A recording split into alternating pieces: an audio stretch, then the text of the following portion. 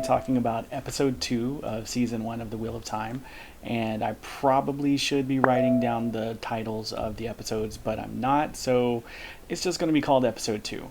I do want to mention before we go on that this episode and the first episode was directed by Uta Brezowitz. I hope I'm pronouncing that right, but this is a director that's worked on other high-profile shows like Westworld and other things like that. I'm going to try to talk about the directors on the episodes because I think that even though there's multiple directors throughout the season, they did a really good job of creating a unique visual language for this show, and I think it's pretty commendable that everything was so consistent throughout.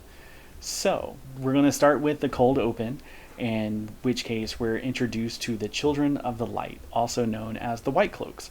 And you start off with seeing Eamon Valda, who is the leader of this particular little band of the White Cloaks. And he's sitting at a table and he eats this weird dish that's basically a whole bird, beak and all. It's weird. But he walks up to a lady tied to the stake. And this is an Aes Sedai. She's Yellow Aja, as evidenced by her being in all yellow. And you see that her hand's been cut off because Eamon Valda comes from the Starship Troopers School of Military Tactics. The enemy cannot push a button if you disable his hand. But anyways, she's tied to a stake. They're building a pyre under her, basically, and he's talking to her about why he's eating that particular dish and the meaning behind the dish, and basically he's letting her know that he doesn't like her because she can use the one power, and he's going to kill every single person that kills the one power that he can find. Very much, kind of religious vibes, very culty flavor with the White Cloaks in this, and they did a great job of presenting it. After that, you go into the opening credits, and then we cut to the main group of heroes, and they are still on the run from the Trollocs from the end of the first episode. They're going through the forest, they are being pursued, and they make it to a river, and in front of the river is a house with a ferryman, and they convince the ferryman to take them across the river. When they turn back around, they look, and the other bank is just full of Trollocs and Murdril. You can tell the evil monsters are not going to cross the water. The ferryman is when he turns around and looks, he's worried about his family and his son, and basically he's told it's too late. He's like, no, I got to go back for him, and starts heading towards the boat. And Moraine says, I can't let you do that, and basically starts sinking the boat. Says, if you take the ferry across, you'll give them a way to get across the river, and I can't allow that. Basically says that she's just like all the old stories say that Aes Sedai are, and jumps in the water and goes to his ferry, and basically he sinks with the ferry. The group is all standing around looking on at this. Of course, with all the events of the previous episode, they're kind of worried and afraid, and they don't know whether they can trust her or not. Okay, so they continue traveling for a while, and then they stop to get some rest, and you see that Moraine is healing the horses and, making sure everybody else is taken care of. And Lan comes over and says, yeah, they're not the only people that need taken care of. You do too. Meanwhile, all the other people are sitting around talking about all the stuff that happened and whether or not they can actually trust Moraine. And, while they're taking a rest, and Moraine comes and wakes up Egwene. And she takes Egwene aside and basically starts telling her about the Aes Sedai, about the One Power, and being able to channel. She tells Egwene about the 3 oaths. The first oath is to not say any word that's not true. The second oath is to make no weapon that will allow a man to kill another man. And the third one is they're not allowed to use the power to kill unless it's in the last resort to save their own life, that of their warder, or another Aes Sedai. But she goes on to explain a little bit about how the power works and lets Egwene know that, her ability that Nynaeve saw in her of listening to the wind is actually her being able to channel. Basically, she starts training Egwene how to use the One Power. Meanwhile, while this is going on, Perrin is kind of off to himself, and he's got a pretty bad injury on his leg. He's being careful not to let anybody else know about it. After everybody's going to sleep and everything, we enter a dream, and it's through Rand's point of view, where he wakes up, he starts coughing, and then he pulls a bat out of his mouth, and it was gross, but so good, so good. But anyways, after he gets up, he looks around, and there's dead bats all around the campsite where they're at.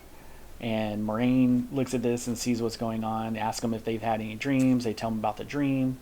They tell him that they saw a man with embers for eyes. And Moraine says, did anybody speak to you? And they're like, no, he never spoke. He was just there.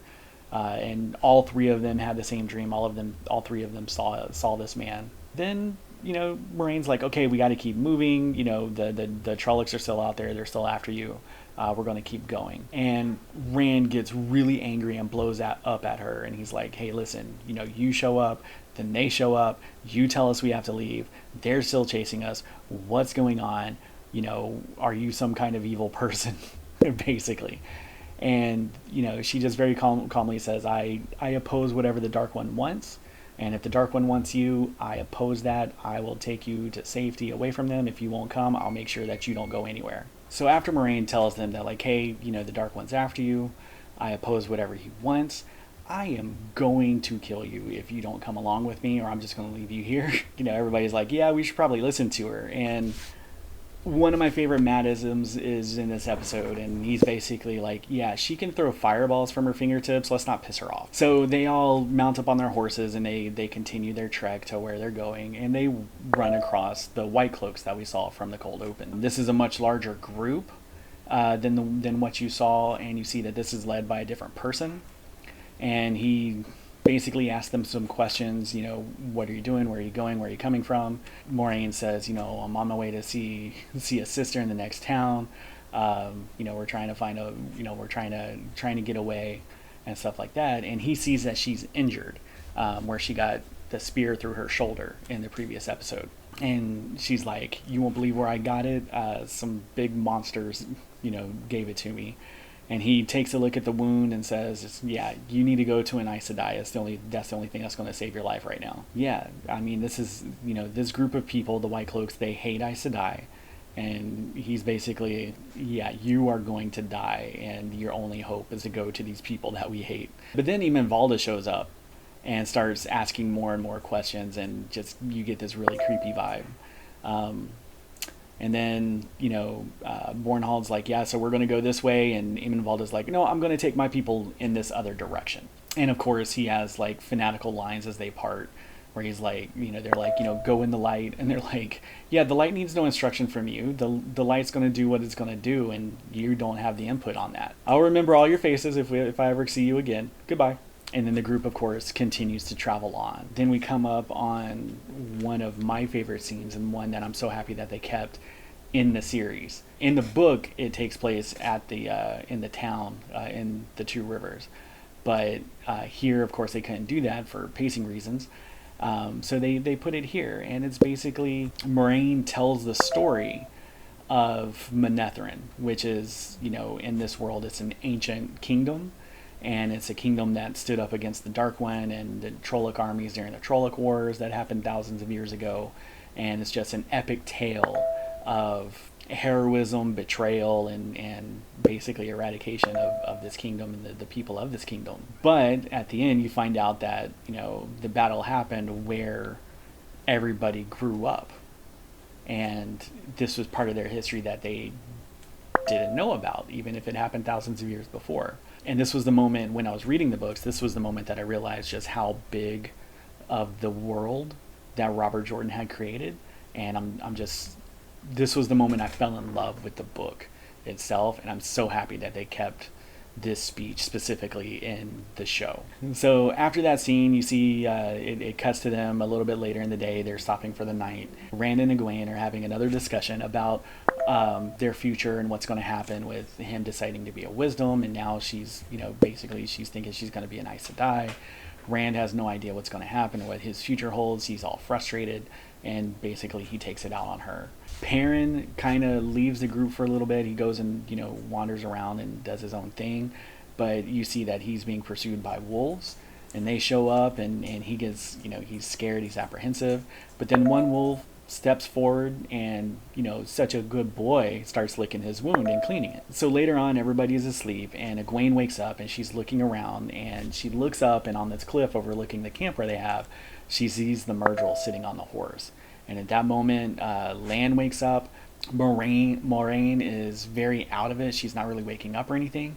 So Lan makes a decision to go to this city that Moraine specifically said, don't go there. So he gathers everybody up. He tells them to head in this direction. There's a big city there. We're going to go high. We're going to go in there for the night. And then you see them, they're being pursued through the forest again.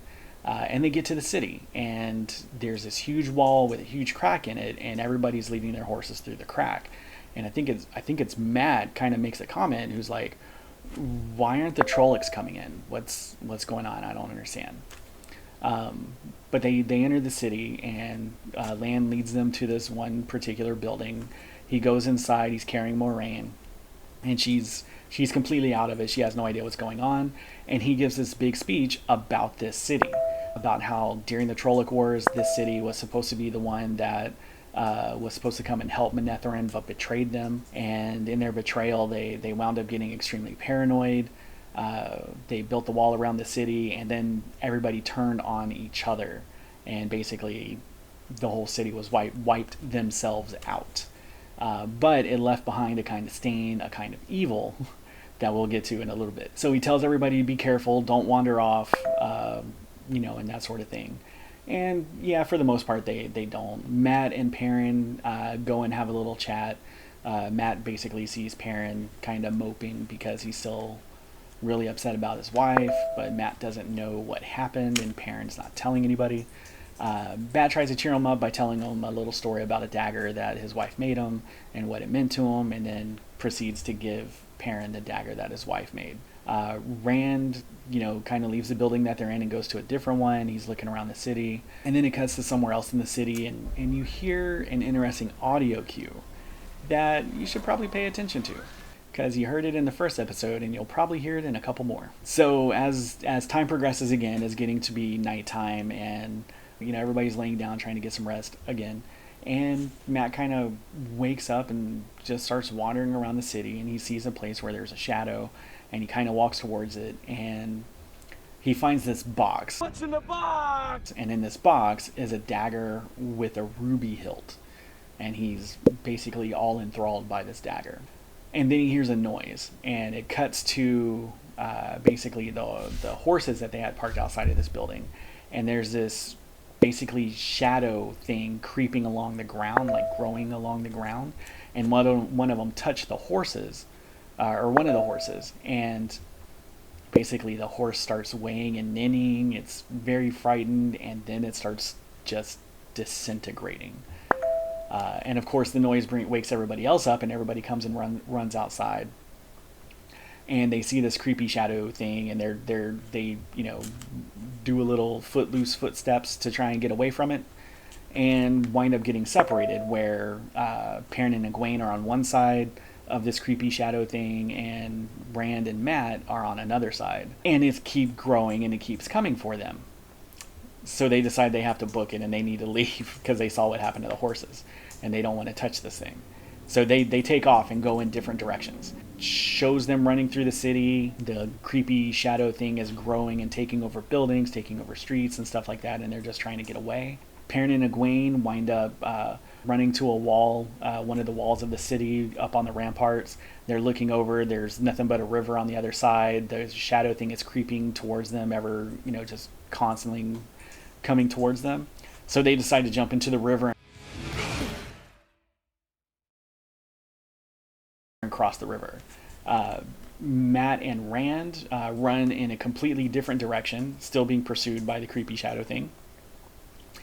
They wind up coming to a door that they can't get through, but Matt helps Rand over it. Then Rand does what he can to break the door open, and then they escape the city through like a drain pipe on a different side, different wall or something like that. And they look like they're at a different river, or maybe further down the river. And they wind up seeing a big log that they push into the river and then use it to kind of paddle and swim away. Meanwhile, Lan and Moraine. Lan is carrying Moraine out of the city. He has no idea where the other people went, but he puts her on a horse and goes out of the city. And so at this point, everybody's has split up. Rand and Egwene are on a different side of the river from everybody. They're calling out for people, but nobody's answering them. Matt and Rand are on the log, swimming further down river, getting further away from everybody. And Lan and Moraine are on the original side of the river that everybody was on. And then the episode ends with Lan looking down, trying to take care of Moraine, and then a sword being put to his throat. And he turns around and looks, and it's just Nynaeve holding the sword up to him and says, "Take me to them now, or I will kill you." And it was great. And that's how it ended. So this episode I thought was great. I really did. It did a lot of character building. There wasn't a lot that happened as far as plot and events wise, but there was a lot of character building. There's a lot of foreshadowing in the dialogue, in basically events that happen and things that are going on, but it wasn't too heavy on plot. But it did a great job in world building, and it did a great job of getting the information that it needed to get across. So yeah, really enjoyed the episode. If you are familiar with the series, why don't you let me know what your favorite scene in the series, or when did you fall in love with the series? And if you've never read the series, it's a good book. You should probably go read it sometime. I highly recommend it. Or listen to it on audiobook. Until next time, have a good day.